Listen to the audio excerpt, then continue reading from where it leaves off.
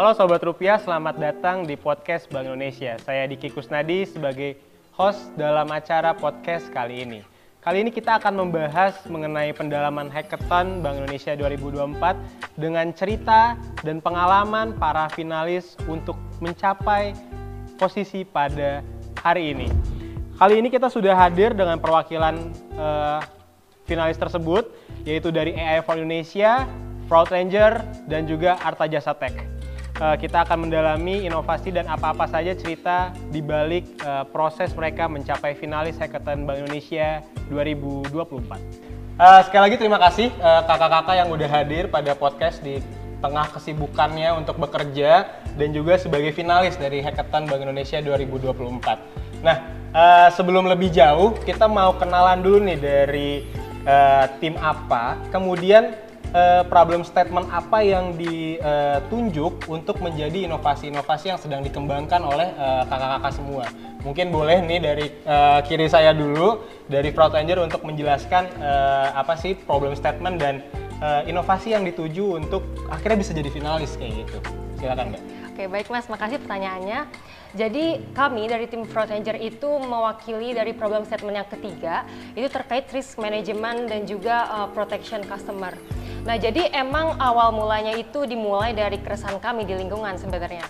Jadi ada banyak case dari misalnya dari teman kita itu yang memang terkena penipuan gitu, dan terkadang untuk mencari siapa pelakunya itu sulit diketahui. Karena untuk mencari untuk penipunya itu biasanya sudah terorganisir, kemudian sudah tersistematis. Jadi kami melihat hal ini sangat krusial untuk bisa dianalisis gitu. Dan bayangkan jika hanya satu yang tertipu saja, jika dia sudah bisa merugikan sekitar puluhan juta, bagaimana jika itu terjadi untuk masyarakat gitu, yang justru itu bisa berimplikasi negatif terhadap inflasi, kemudian kestabilan ekonomi Indonesia.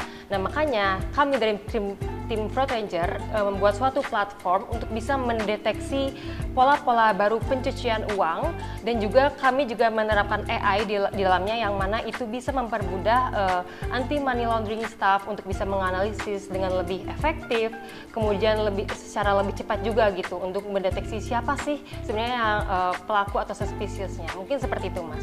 Oke, thank you. Lebih lanjut, kita mau lanjut dulu nih ke problem statement selanjutnya. Silakan Mas dari AI for Indonesia. AI for Indonesia, silakan Mas. Ya, jadi kami dari AI for Indonesia mewakili problem statement 1, yaitu effective decision making and data processing. Sebenarnya awalnya karena dari tim sendiri kami sering ada pengalaman untuk melakukan data processing di masalah geografis dan juga potensi gitu. Jadi kita di sini mengembangkan sebuah platform yang kita namakan sebagai geoplan.ai. Jadi sebagaimana namanya ada geographic and planning.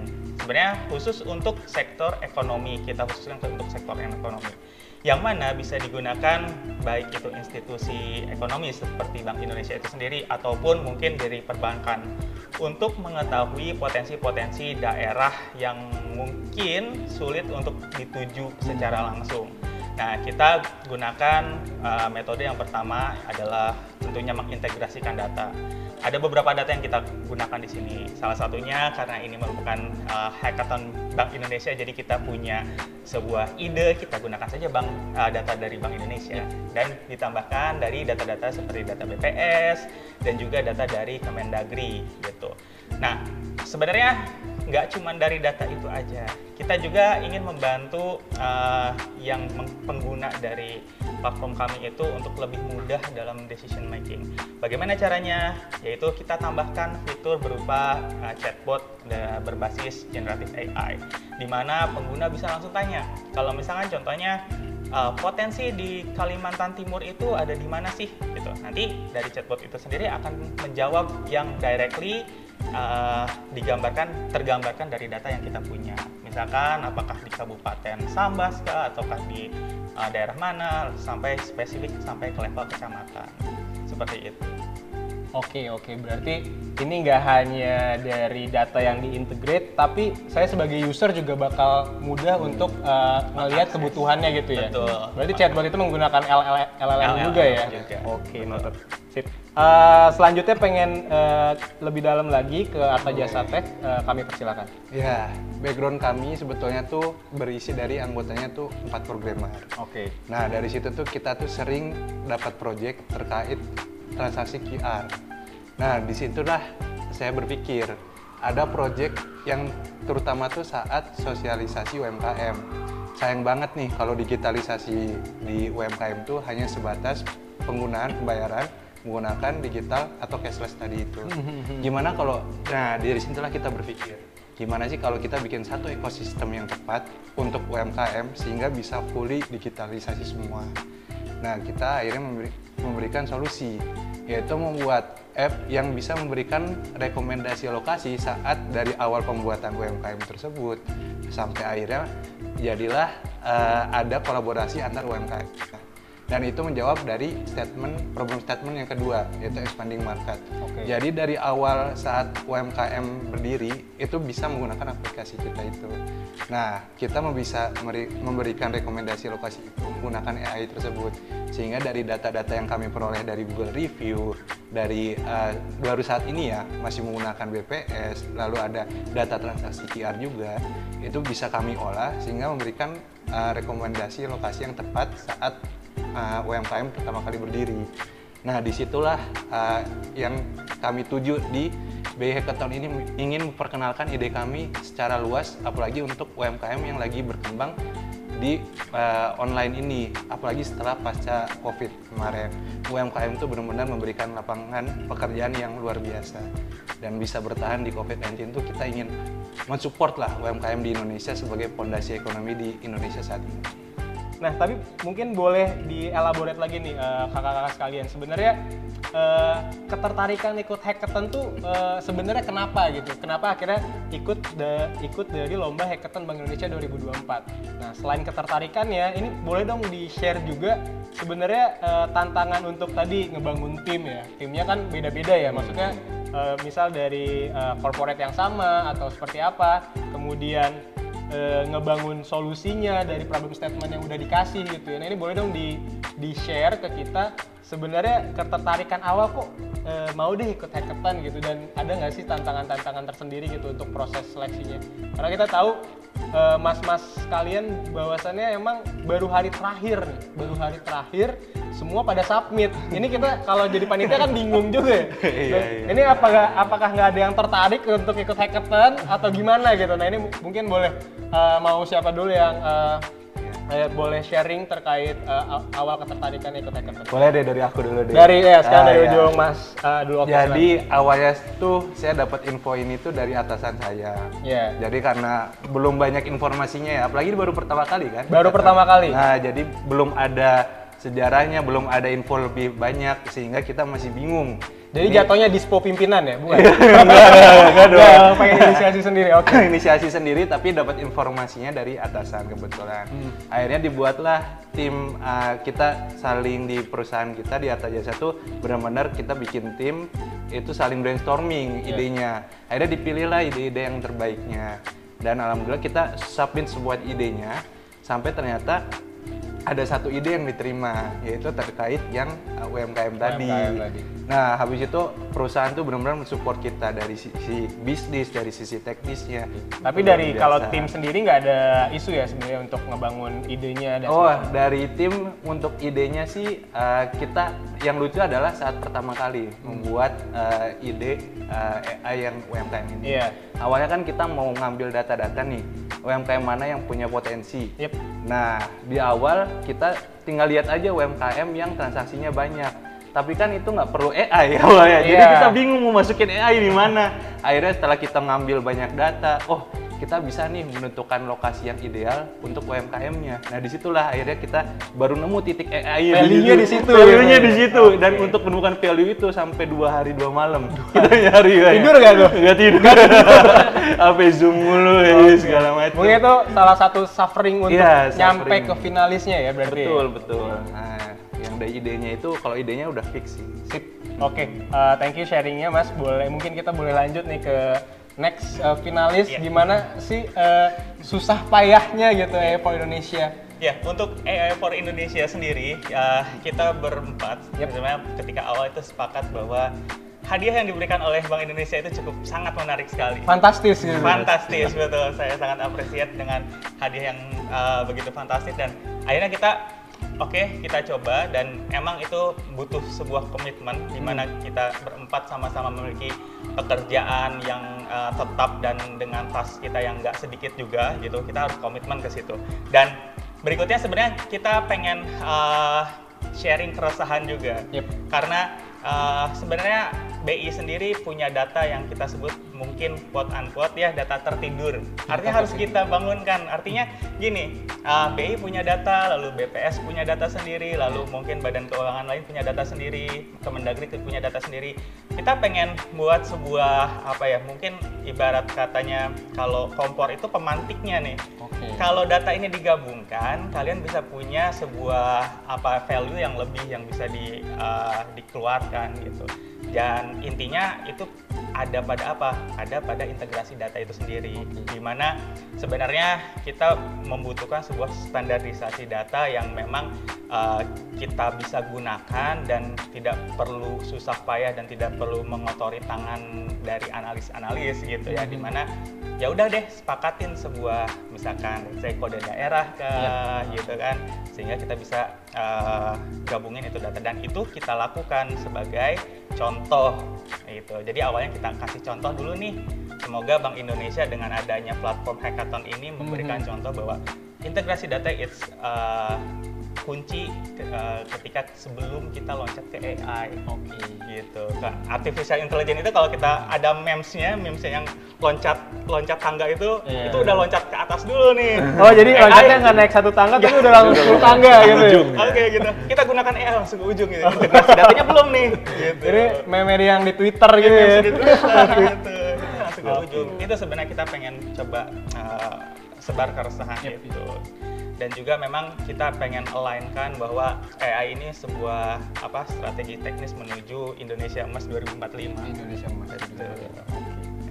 Kalau dari timnya sendiri ada challenge nggak sih Mas? Maksudnya proses pembuatan tim dan lainnya gitu. Betul.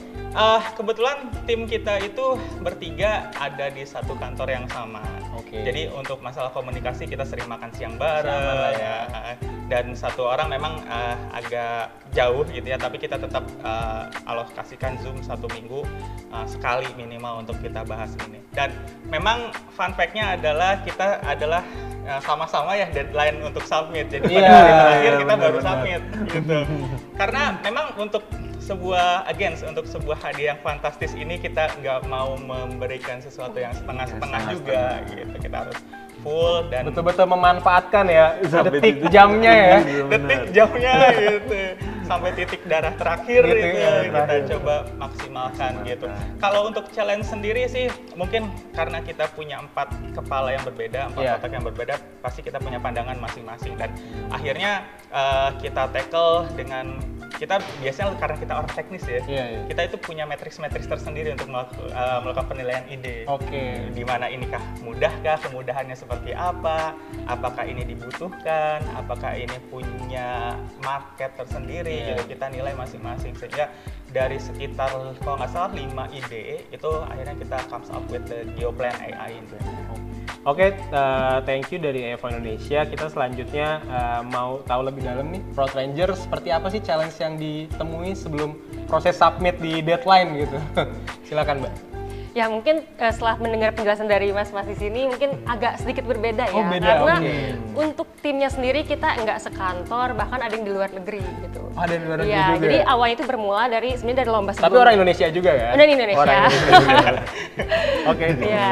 Nah jadi awal mulanya itu kan emang dari lomba sebelumnya. Jadi kita sebenarnya ada nge-form dari sebelumnya, cuman ada penambahan orang lah. Jadi saya sendiri mengajak teman saya dan teman saya mengajak temannya. Jadi 4 orang. Dan kebetulan awal mulai itu kenapa saya tahu hackathon, karena kan emang di Project Saat ini kebetulan emang ada kaitannya nih sama Bank Indonesia. Jadi tiap hari keseliweran ada iklan hackathon 2024. Jadi udah di top of mind-nya kayak hackathon gitu. Dan sebenarnya kan hackathon ini udah terkenal ya, maksudnya walaupun penyelenggaranya beda-beda di Indonesia, di luar negeri gitu. Dan emang basically aku pribadi emang anaknya suka diskusi gitu. Oke. Kalau di kantor baik yang nggak penting ya ataupun penting ya. Jadi menurut saya akan lebih bermanfaat kalau kenapa ya skill saya itu bisa dijadikan inovasi sebenarnya gitu. Dan akhirnya setelah dari sana saya beranjaklah mengajak tim-tim saya dan kita role-nya kebetulan beda-beda nih. Untuk saya sendiri saya technical consultant, tapi emang fokusnya untuk bikin pipeline, kemudian processing dan analisis big data gitu. Jadi lebih ke data engineer-nya. Nah, untuk yang lainnya, yang di luar negeri itu dia lagi mahasiswa S2 Data Science, ada juga yang front-end developer dan juga IT specialist. Jadi menurut saya ini sebuah kombinasi yang cukup sempurna gitu, karena kan ada keterwakilan dari setiap role ya.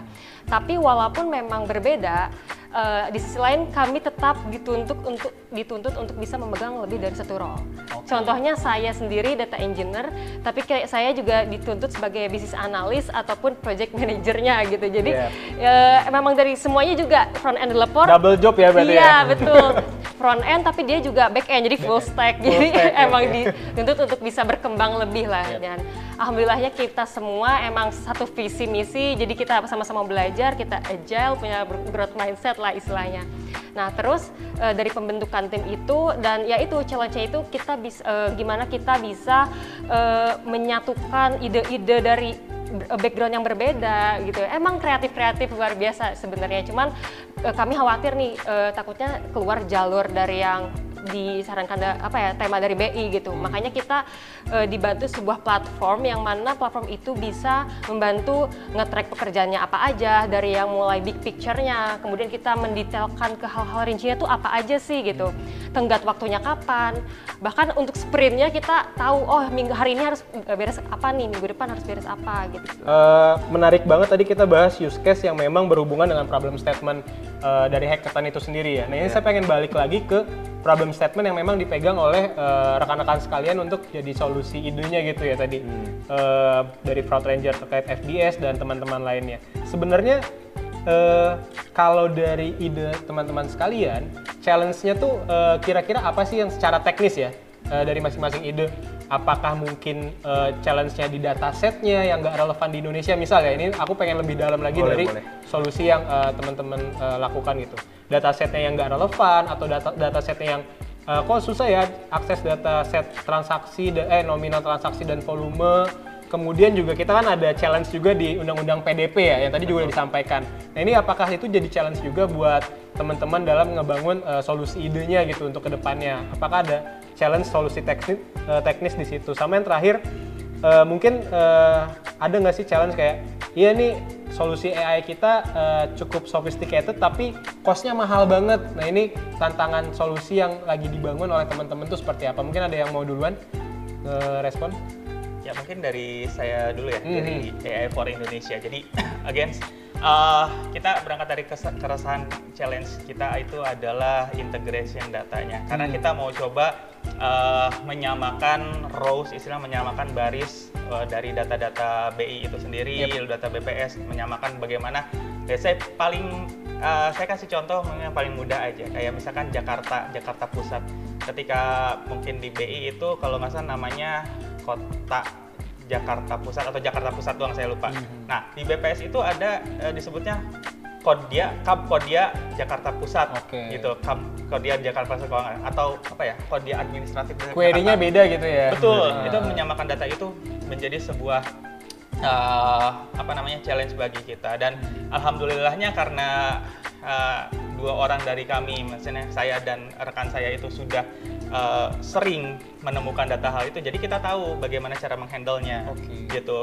Itu yang pertama. Terus yang kedua adalah kita sebenarnya bisa meleverage data-data ini dengan menggunakan data yang lain, tapi masalahnya apa? Ternyata data tersebut harus beli. Gitu.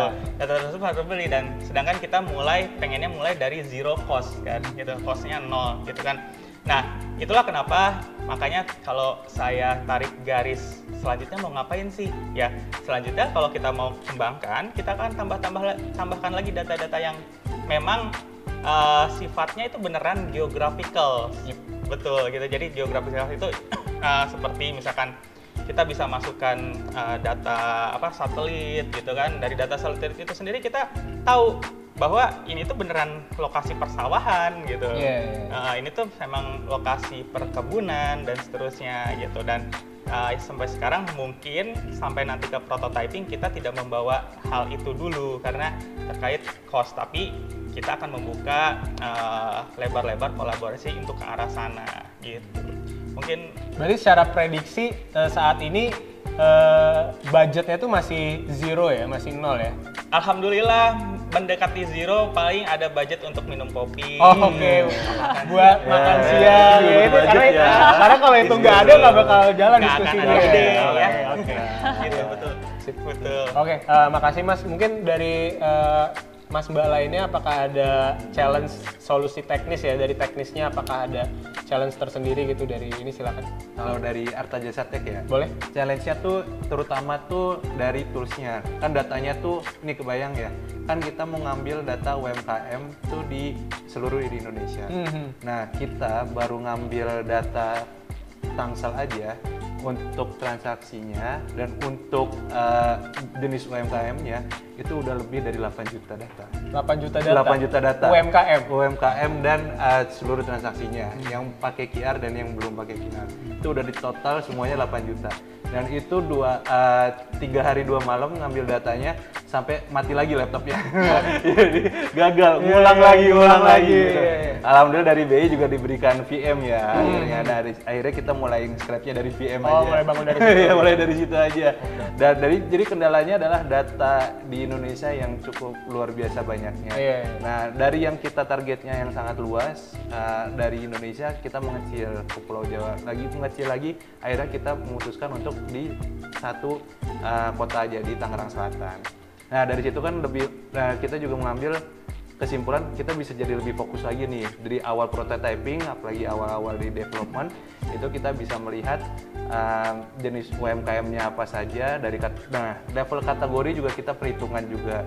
Jadi dari sisi teknis tuh memang kita udah banyak riset terkait hal tersebut. Yang sulitnya adalah kita belum menentukan cost yang dari sisi pembuatan apps-nya segala macam, karena itu butuh pembelajaran lebih lanjut. Mungkin cost kasar dan dari mana revenue kasarnya kita sudah ada, tapi kan butuh benar-benar perhitungan yang pasti ya, yang tidak boleh hanya mengira-mengira saja, harus yang benar-benar detail. Nah, alhamdulillah kita disupport juga dari satu tim perusahaan kami itu benar-benar kayak ngasih tim yang bisa membantu mentoring kita. Dari BI pun ada mentoringnya juga yang membuat kita tuh untuk menyempurnakan pitch deck kita nanti. Itu juga dari mentor BI udah dikasih PR banyak, luar biasa dari awal mentoring. Udah pada mentoring ya saat ini ya? Udah, ya. Jadi dari situ kita bisa melihat mana strength-nya kita, weakness-nya kita, mana yang harus dikembangkan lebih lanjut, mana yang harus dihilangkan juga ada. Kayak fitur ini kayaknya nggak perlu deh. Nah, iya. Itu juga dari segi prototyping-nya juga kita disempurnakan lagi. Jadi banyak banget bantuannya, selain ada kesulitannya juga, tapi kita berhasil menemukan banyak bantuan. Berarti dari infrastruktur dan mentoring yang dilakukan sama BI dalam proses hackathon ini juga cukup membantu juga ya, beneficial juga untuk tim ya? Bukan cukup lagi, udah sangat membantu, luar biasa. Oke, mungkin ada challenge tersendiri dari Fraud Ranger, silakan. Ya, mungkin agak ada mirip ya, ini Moiris lebih ke dataset ya challenge-nya. Dan apalagi memang Fraud Ranger itu kan ke fraud ya. Dan sekarang yang hype itu adalah pinjol ilegal. Gimana kita dapetinnya orang ilegal gitu, emang dia dapetin kemana kan? Even kalau kita nyari berarti kita juga ilegal gitu ya? Kita mau nyobain dulu. Menjadi korban dulu. Nah, jadi emang untuk topik kami memang membatasi di hal itu. Jadi kita memang fokusnya ke pinjol yang legal dulu untuk saat ini. Cuman kalau untuk kedepannya ada pengembangan, ada kerjasama dengan pihak yang lain, mungkin bisa saja kita menggunakan pinjol ilegal dengan syarat ya ada korban-korban yang melaporkan, dia melaporkan kemana, rekening mana. Jadi kan kita bisa melihat ya sosial network seperti apa dan bisa di training dan sebagainya. Tapi untuk saat ini dan kebetulan kan emang mostly kita membutuhkan data yang sensitif seperti data transaksi, identitas gitu. Dan terlebih lagi emang riset ini masih cukup dikit. Dan untuk mencari data transaksi di internet nggak ada, kami udah cari. Nah, makanya setelah kami dapat pencerahan lah dari suatu jurnal, ternyata kita bisa membuat data sintetis. Ya. Nah, ya jadi kami mengumpulkan beberapa skenario. Jadi misalnya true labelnya itu misalnya orang yang dia transfer dalam waktu dekat, tetapi jumlahnya besar. Parameter-parameternya ya. Betul, skenario kami turunkan lagi ke yang lebih detail dan itu kami membuat suatu Python generator lah buat membuat data sintetis itu. Dan challenge-nya lagi adalah kami sebenarnya dapat data dari suatu penelitian untuk training model, tetapi itu sayangnya di Amerika. Sebenarnya nggak di Indonesia lah, ada di luar negeri. Makanya tadi dataset tidak relevan itu mungkin karena dia dipakai di US dan di Indo, apakah itu relevan atau enggak gitu ya? Nah, ya jadi alhamdulillahnya dapat pencerahan ya dari mentornya gitu. Jadi ya udah kami adjust kondisi Amerika itu bagaimana biar bisa sama kayak environment Indonesia. Misalnya dari kemampuan membayarnya Indonesia itu Amerika itu berapa kali lebih besar sih dari Indonesia gitu. Kemudian ya dari berbagai macam lah, sampai data yang ICIG itu pun kami ada challenge-nya ya data sensitif gitu loh. Gak mungkin kan kita menunjukkan oh ini pelakunya pejabat nanti.